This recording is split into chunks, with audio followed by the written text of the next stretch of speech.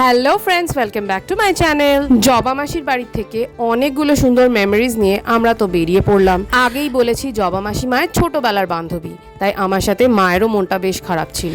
কিন্তু কি করা যাবে, ভালো জিনিস তো অল্পই পাওয়া যায়, তাহলেই তার কাদার থাকে। এই ভাবতে ভাবতেই আমরা আমাদের নেক্সট ডেস্টিনেশনে পৌঁছে গেলাম। এইটা হলো আমার এক মামার বাড়ি।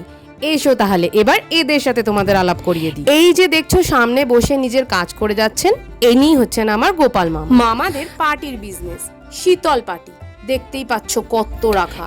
এই দেখো একটা নিচে বসে বুনছিল মামি আমরা যখন এলাম। ওই দেখো দেখতে পাচ্ছ হাফ বোনা অবস্থায় পড়ে। আর এই দেখো এইগুলো হচ্ছে সেই বেত যেটা দিয়েই পাটি বোনা হয়। কাকিমা তো প্রথমে এইগুলোকে দেখে কচুর শাক ভেবেছিল। বলছে এত কচুর শাক কি করিস তোরা। এইবার চলো, এই চত্বরের আশেপাশে আমাদের অনেক আত্মীয় স্বজনের বাড়ি আছে, ওদের বাড়ি থেকে একটু ঘুরে আসা যাক। এই দেখো ইনি হচ্ছেন কালু মামা।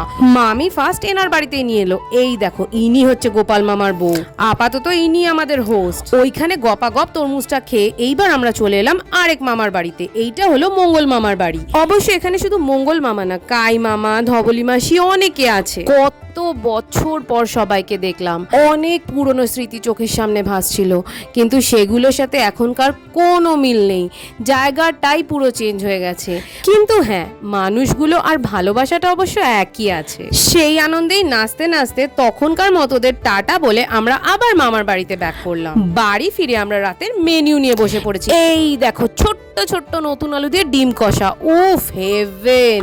আবার সেই ছোটবেলার স্মৃতি মনে পড়ে গেল। এই ছোট আলুগুলো ছাড়াতে আমার খুব ভালো লাগতো, কিন্তু ওরা আমাকে সেই দিন একটাও আলু ছাড়াতে দেয়নি। নিজেরাই সব মিলে মিশে ছাড়িয়ে ঝপাঝপ বেষ্টি করে কষিয়ে ডিম কারি রান্না করে ফেললো মামি। তারপর সবাই মিলে একসাথে বসে আমরা রাত্রের ডিনারটা কমপ্লিট করে ফেললাম। আর হ্যাঁ, আমার দুই ভাইও আছে, ওদের সাথে তোমাদের ভালো করে পরে আলাপ করাবো।